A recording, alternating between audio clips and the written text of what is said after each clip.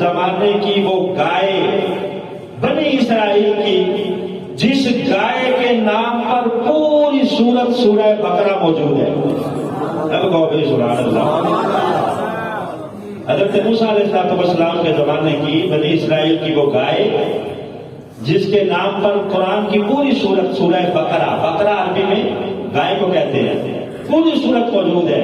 وہ گائے، اس کا واقعہ کیا ہے، وہ پورا موضوع میں نے یہاں جمعے کے دن بیان کیا تھا. اجمالاً عرض کر دوں کیونکہ ہم نے صرف جانوروں کا تذکرہ کرنا ہے جو جنت میں جائیں گے. اگر 10 مکمل ہو گئے اس جمعے ٹھیک ہے، ورنہ باقی ہم اگلے جمعے بیان کریں گے. تو پہلے نمبر پر حضرت موسیٰ علیہ السلام کی وہ گائے وہ ہے کہ جب حضرت موسیٰ علیہ السلام کا زمانہ تھا، ایک شخص نے اپنی قوم کے ایک بندے کو قتل کیا.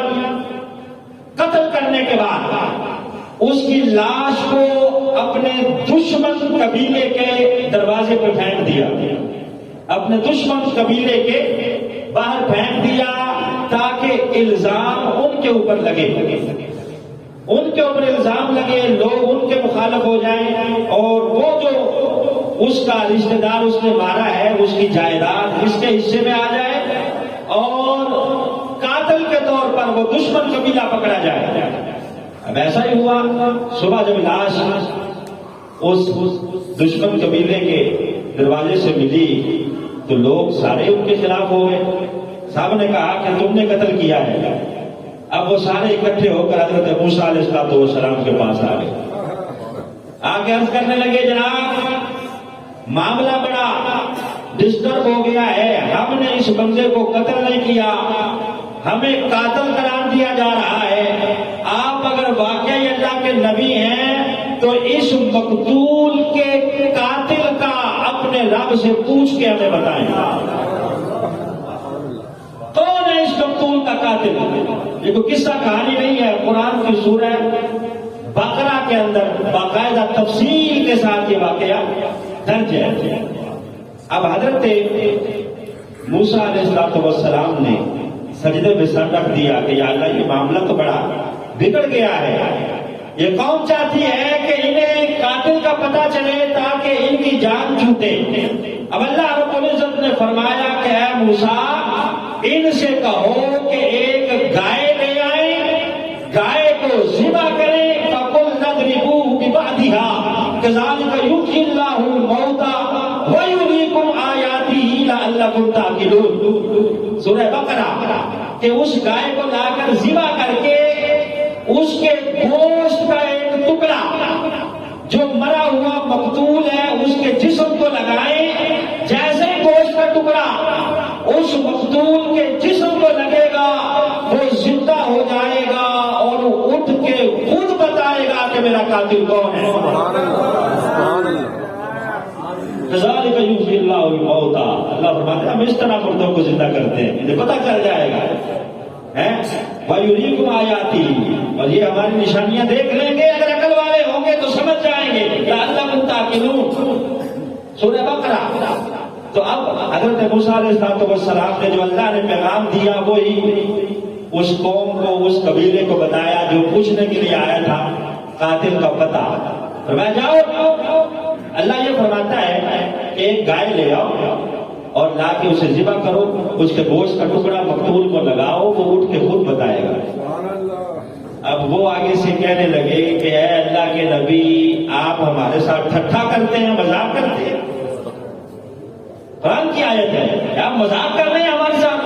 حضرت موسیٰ نے کہا قال اعوذ باللہ ان اکون من الجاہلین.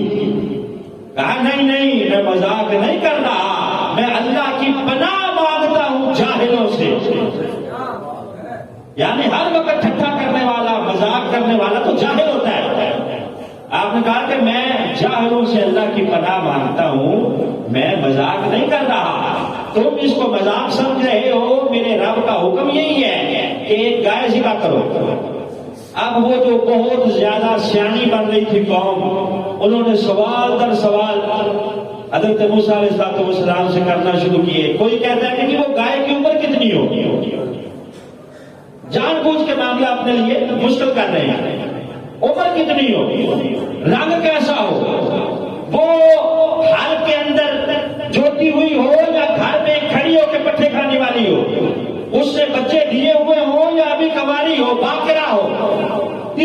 سوالات کرتے کرتے حضرت موسیٰ علیہ السلام بتاتے جا رہے ہیں، جہاں تک کہ ساری نشانیاں جس گائے کے اندر پائی گئی وہ ایک یتیم بچے کی گائے تھی۔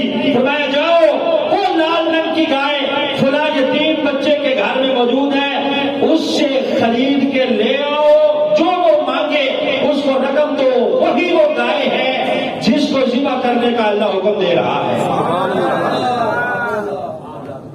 اب وہ یتیم بچہ گائے فروخت کرنے کے لیے بازار میں ہے، یہ قبیلہ جانتا ہے وہاں گائے خریدنے کے لیے کہ بھائی تمہاری گائے کی ضرورت پڑ گئی ہے۔ اس نے کہا میں اپنی ماں سے پوچھ کے بتاؤں گا کہ کتنے کی بیچنی ہے۔ اب یہ رقم بڑھاتے جا رہے ہیں، وہ کہتا نہیں ٹھہر جاؤ میں اپنی ماں سے پوچھ لوں۔ آخرکار اس کا سودا اس طرح طے پایا، حضرت موسیٰ علیہ السلام نے کہا کہ گائے ذبح کرنے کے بعد جو اس کی کھال ہوگی وہ سونے کی بھر کے اس بچے کو دی جائے گی۔ یتیم کا بھی بھلا کہ وہ یتیم بچہ ہے، اس کے ساتھ بھلائی بھی ہوگی اور تمہارا بھی مسئلہ حل ہو جائے گا۔ کہا اس طرح خریدو کہ ذبح کرنے کے بعد جو اس کا چمڑا ہوگا، جو اس کی کھال ہوگی، سورہ بقرہ، کہا وہ ساری کی ساری سونے کی بھری جائے گی، بھرنے کے بعد اس کو دی جائے گی، یہ اس کی گائے کا بدل ہوگا۔ اب اس طرح کر کے وہ گائے اس بچے سے خریدی گئی، خریدنے کے بعد اس کو ذبح کیا گیا، اس کے گوشت کا وہ خاص ٹکڑا جس کا اللہ نے حکم دیا تھا اس مقتول کو لگایا گیا، تو قرآن کہتا ہے کہ مقتول خود اپنے قاتل کا پتہ بتاتے ہوئے زندہ ہو گیا، زندہ ہو کے بتانے لگا کہ فلاں میرا قاتل ہے۔ تو وہ گائے حضرت موسیٰ علیہ السلام کے زمانے کی بنی اسرائیل کی گائے، مفسرین فرماتے ہیں کہ وہ ہے تو دنیا کی گائے، قیامت کے دن جنتیوں کے ساتھ وہ بھی جنت میں جا رہی ہوگی۔ بنی اسرائیل کی وہ گائے پہلے نمبر پر وہ جنتی جانور ہے۔